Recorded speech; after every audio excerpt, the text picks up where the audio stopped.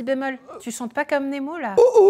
Mais non, mais j'essaie de chanter comme Brigitte Ravenel, Andrea. Ah, c'est mais ça, oui. je reconnaissais pas la tonalité. Ben non, Brigitte Ravenel, la soprano, et puis la directrice artistique du festival Les Intimes, qui commence ce jeudi, puis qui se tient jusqu'à dimanche.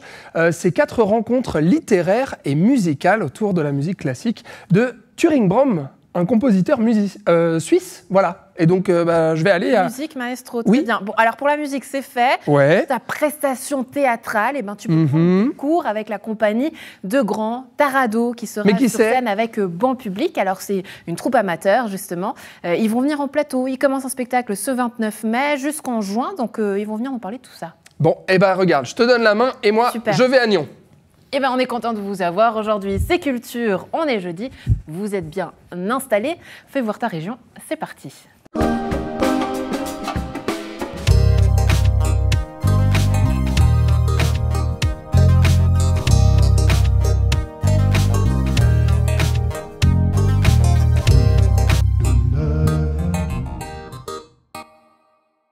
Tarado est de retour sur scène et sur les planches du théâtre. Rendez-vous du 29 mai au 9 juin pour découvrir le nouveau spectacle intitulé Bon public. On en parle avec un comédien et la metteur en scène aujourd'hui sur le plateau. Bonjour, bienvenue.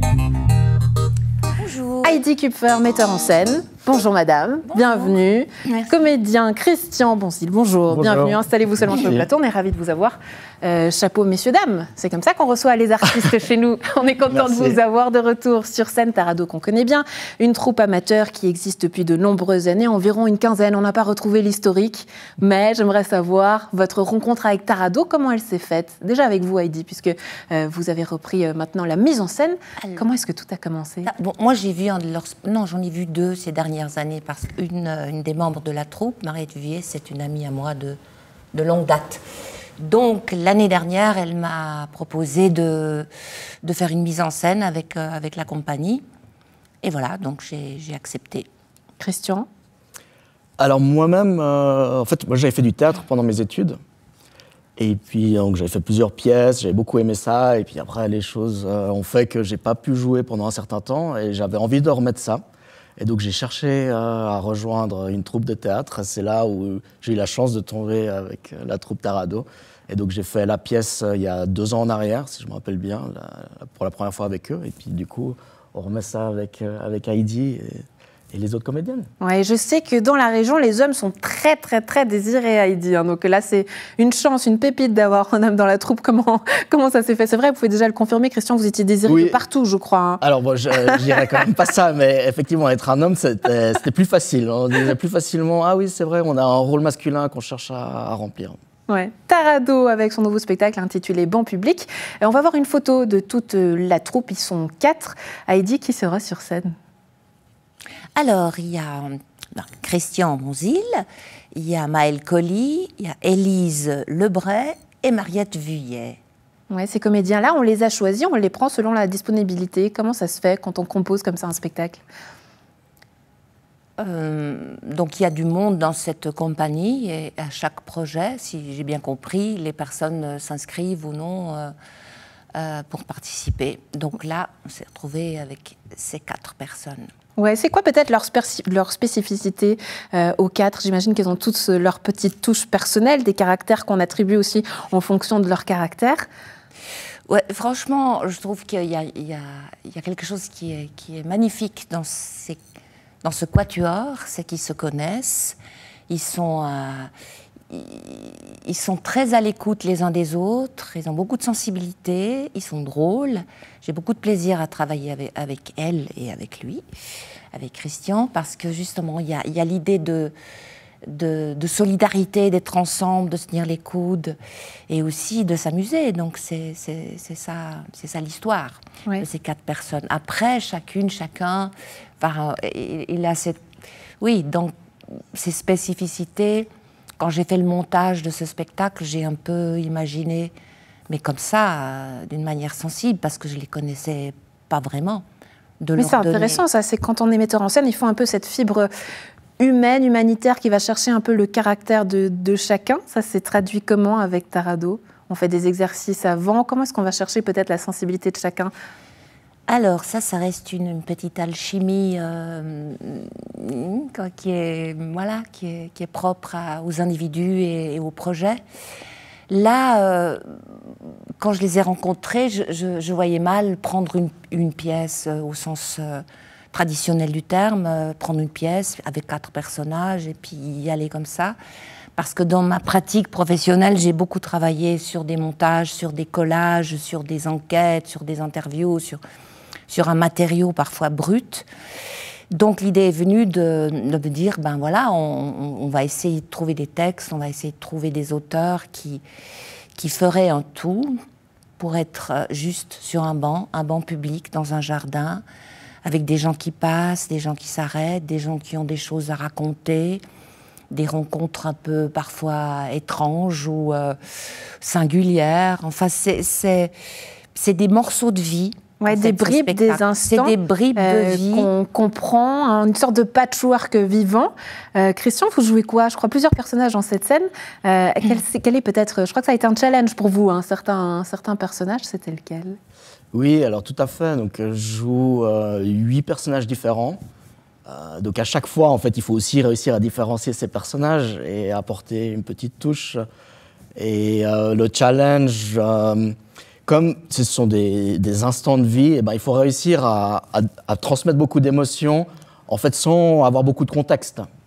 Et c'est ça qui était assez intéressant. Moi, j'étais ravi de la pièce que Heidi nous a préparée. Parce qu'en tant que comédien, c'est très intéressant de pouvoir justement tester différents personnages, façons de se comporter. Moi, mon personnage préféré, on l'appelle le Charlot.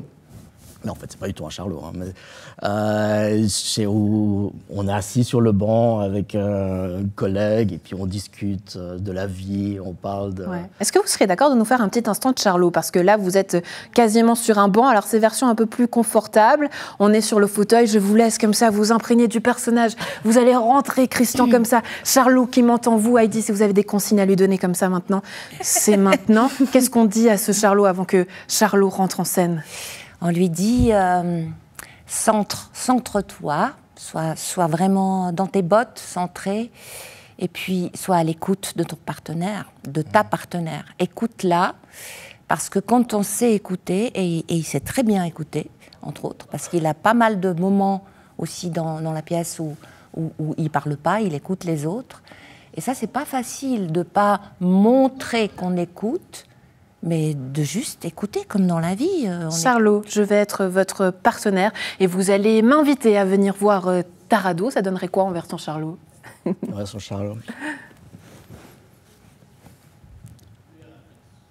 Quand on parle du printemps, c'est toujours du début du printemps qu'on parle. Pourquoi?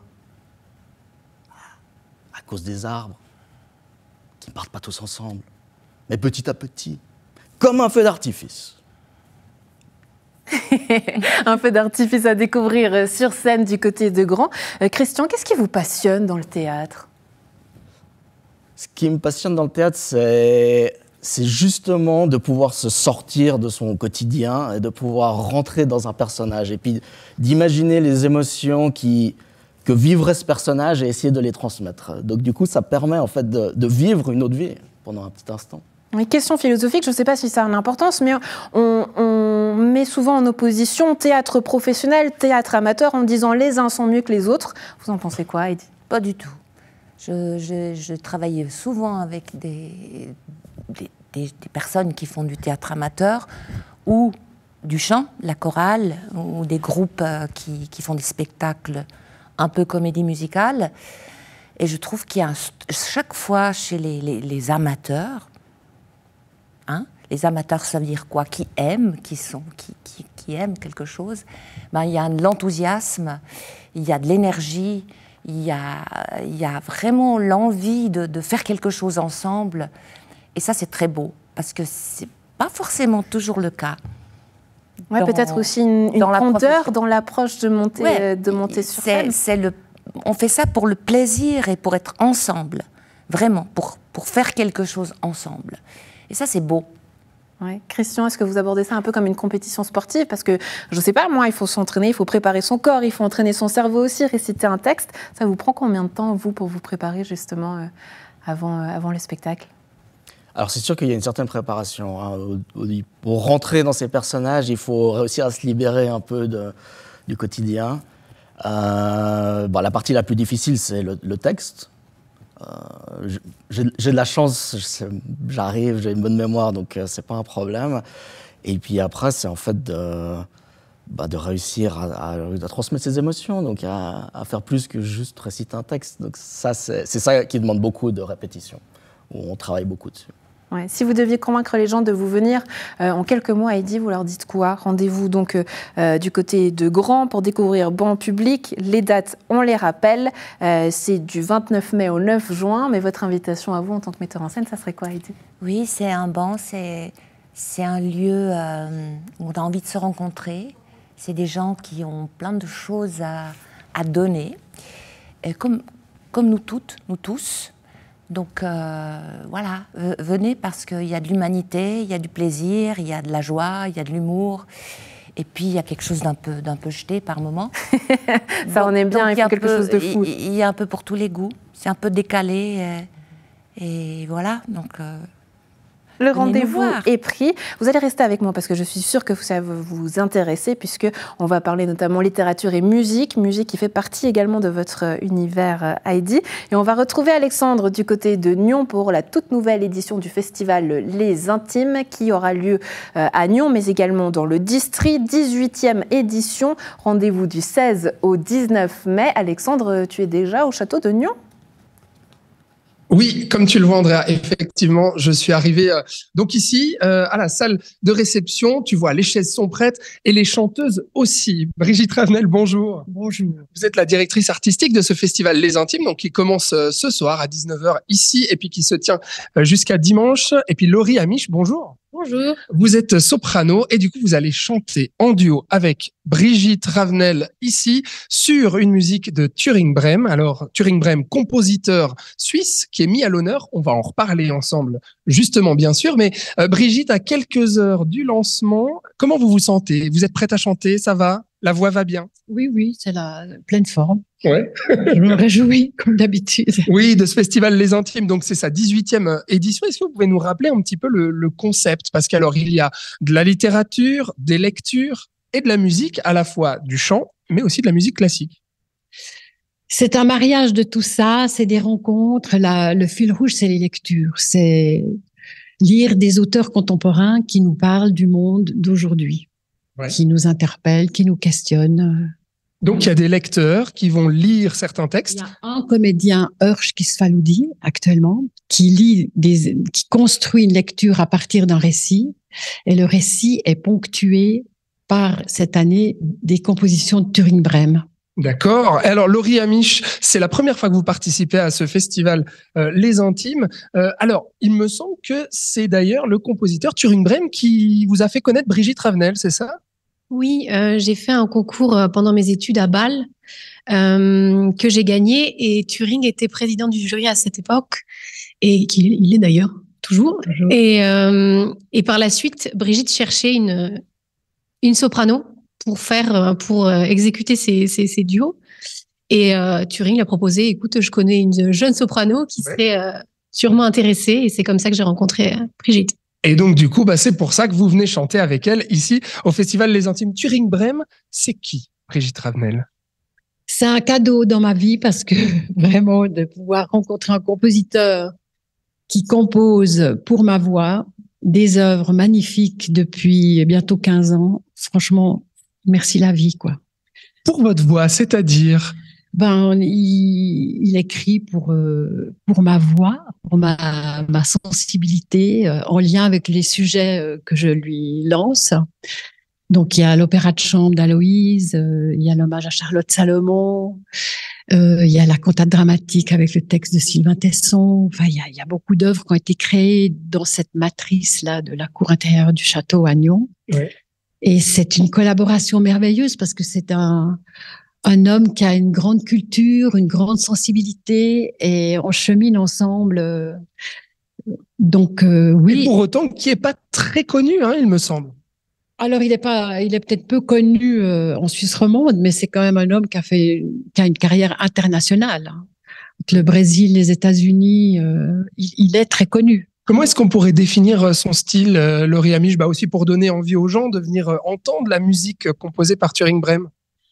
Je dirais que c'est de la musique actuelle. Ce qu'on entend la plupart du temps aujourd'hui, dans la musique actuelle, c'est souvent beaucoup de bruit, ce qui est aussi très intéressant. Mais je dirais que Turing, il a un pied entre deux temps. Et surtout, il a l'art de mettre en musique justement des textes et de faire vivre, je sais pas, une couleur ou un sentiment ancien de manière actuelle. Ouais. Et alors, qu'est-ce que ça change, Laurie Amiche, de chanter? Là, vous allez chanter avec aussi accompagné de textes, de lecture. Comment est-ce qu'on travaille ça quand on est chanteuse, quand on est soprano? Qu'est-ce que ça change un festival comme le Festival Les Intimes pour vous? Alors, je dirais tout et rien. Tout parce qu'on n'a pas cette habitude-là de présenter le texte et ensuite de le chanter. Et rien parce que c'est le travail du chanteur. Ouais, de s'adapter. Avant de chanter, d'avoir le texte en bouche. Ouais. Et en français encore plus. Donc c'est... et de l'incarner, ce texte aussi, c'est ça. Alors justement, vous allez devoir l'incarner, ce premier texte, donc a cappella. Ça aussi, c'est un défi, toutes les deux ici. Alors, je vois des chaises, mais vous allez chanter assis? Non, on chante debout. Non, ça c'est pour l'entretien de Turing Brehm avec Vincent Arletta, car ce soir, Turing va nous parler de sa musique. Donc, c'est l'occasion de le rencontrer.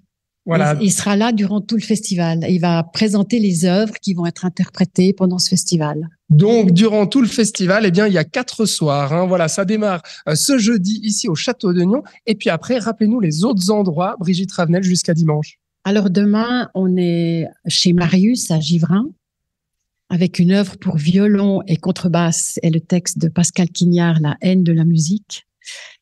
Ensuite, samedi, on est au COV, au Conservatoire de l'Ouest vaudois à Nyon, avec un journal pour un piano que Turing a composé durant le Covid. Chaque jour, une œuvre pendant 31 jours. Et on finit dimanche en apothéose, j'imagine. Avec un concert pour 2 voix ou une voix avec accordéon.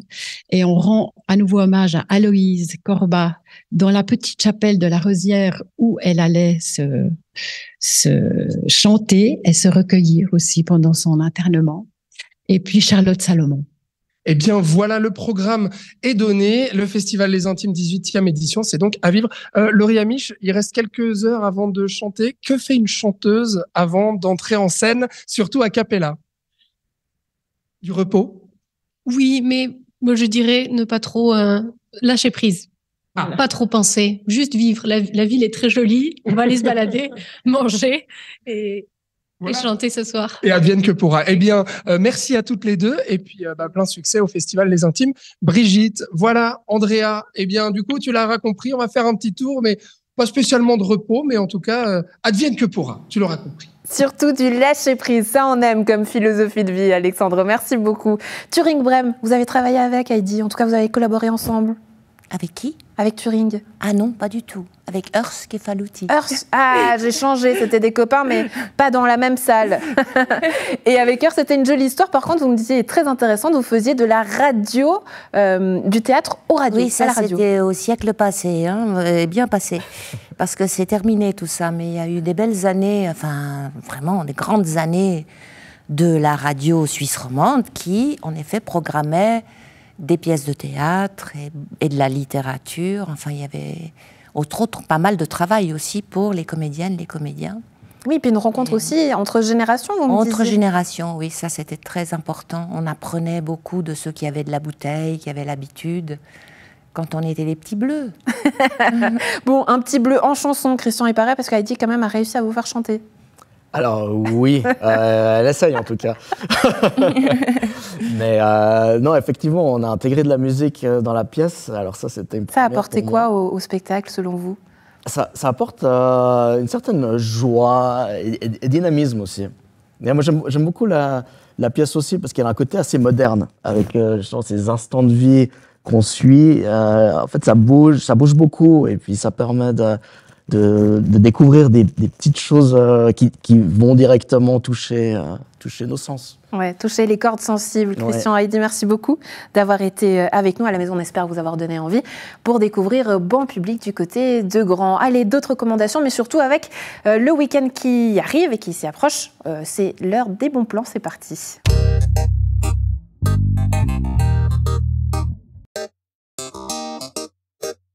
Pour ce week-end, on va commencer les pieds dans l'eau vendredi 17 mai avec un after work en musique, donc le concert de Luc V. Vous pourrez découvrir également de la chanson, des musiques pop, rock, rap, mais aussi déguster les délicieux cocktails de Salvat et de toute son équipe. Rendez-vous dès 18h30 pour cette escapade tropicale. Une autre plage, une autre ambiance du côté de Prangin à la Barcarolle qui va inaugurer un nouveau lieu, ouverture du beach bar aux platines 10 Silo. Toujours vendredi 17 mai. Et oui, ça y est, la période des apéros est lancée. C'est officiel. Du côté de la littérature, on le disait, rendez-vous du 16 au 19 mai pour le festival littéraire et musical des Intimes à Nyon, mais également dans tout le district. 18e édition, 4 moments. Tout le programme est à découvrir sur www.pleine-lune.ch. Sur les planches, la compagnie théâtrale de Grand Tarado revient avec son nouveau spectacle Banc Public à découvrir du 29 mai au 9 juin. Rendez-vous au chalet de Grand. Il paraît qu'il y aura même quelques petits moments musicaux. Enfin, on termine avec un peu d'avance avec la semaine prochaine. De retour, le festival, le Pop Rock Festival de J. Rendez-vous les 23, 24 et 25 mai pour une 13e édition. Alors, les constructions des scènes battent leur plein en ce moment. Au programme, on le rappelle, des riffs explosifs avec Drop Dead Chaos ou encore un morceau un peu plus folk et douceur avec Charlie Winston ou encore de l'électro-pop avec Broken Back. On n'oublie pas évidemment les Nyonnais de My Beautiful Disorders. Alors, j'espère que vous avez vos billets. Nous, on sera sur place à partir de jeudi pour découvrir notamment un peu l'ambiance, prendre le pouls, direction jeudi au Pop Rock Festival de JI. Voilà, c'est tout pour les bons plans. On passe à d'autres recommandations culturelles, mais c'est celle de nos invités ici. C'est quoi ton kiff ? Mon kiff, c'est, à côté des interventions par rapport à la victoire de Nemo, le livre « Ella Maillard navigatrice » écrit par ma collègue et grande amie Karine Berthola. Mon kiff, c'est les photos du photographe Sebastião Salgado. Mon kiff, c'est le retour de l'électroclash dans la musique actuelle en Suisse romande. C'est un livre qui raconte le parcours marin et de la carrière sportive exceptionnelle de Ella Maillard, qui est donc une navigatrice suisse qui a concouru aux Jeux Olympiques et qui a une histoire avec l'eau, avec les bateaux, avec la Suisse, et une histoire féministe très très intense et très merveilleuse, et je me réjouis de découvrir encore plus le livre que Karine Berthola a écrit. Il arrive à transmettre avec ses photos en noir et blanc beaucoup d'émotions sur des situations parfois aussi précaires, mais aussi sur des paysages magnifiques du monde entier. Dans le livre, c'est le parcours de résilience d'Ella Maillard par rapport au sexisme et à la misogynie que l'on connaît dans le milieu de la voile et des bateaux notamment. Et puis particulièrement le travail que Karine Berthola a fait dans ce recueil en fait, d'images, d'histoires, d'archives absolument énormes.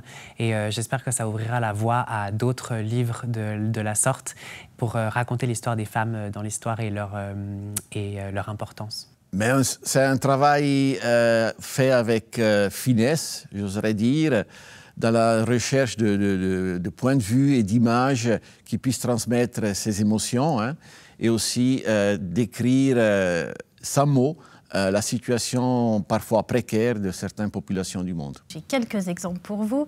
Le duo Crème Solaire, qui est un duo fribourgeois composé de Pascal et Rebecca, qui est super.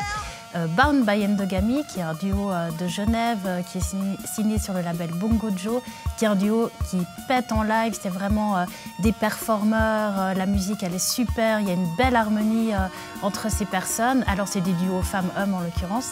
Et c'est des propos engagés, ça représente une scène musicale libérée, qui a des valeurs de lutte contre les discriminations, donc c'est aussi actuel, et qui envoie et qui représente la Suisse en ce moment, et ça me fait extrêmement plaisir. Plein de recommandations, à vous de choisir. Fais voir ta région, on se quitte comme ça. On est de retour à partir de lundi. Très bon week-end à tous. Ciao, ciao.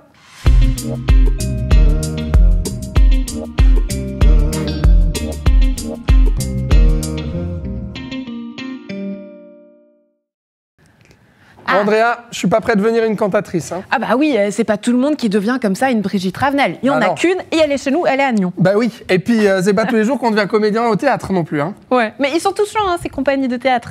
Amateurs, Tarado à voir à Grand, du côté d'un petit chalet. C'est une ambiance toute typique, toute sympa. Ils font tout eux-mêmes, les costumes, les décors. Donc voilà, il faut les soutenir. Ça, c'était la culture de jeudi, mais on a aussi parlé culture, musique, mercredi. Tout le monde en a parlé. Bah oui, l'Eurovision, bien sûr. Nemo qui a remporté l'Eurovision pour la Suisse. Et bah, qu'est-ce que ça change d'un point de vue nyonnais avec des acteurs et actrices de notre région, d'un point de vue musical et puis sociétal aussi, puisque Nemo s'est revendiqué non-binaire.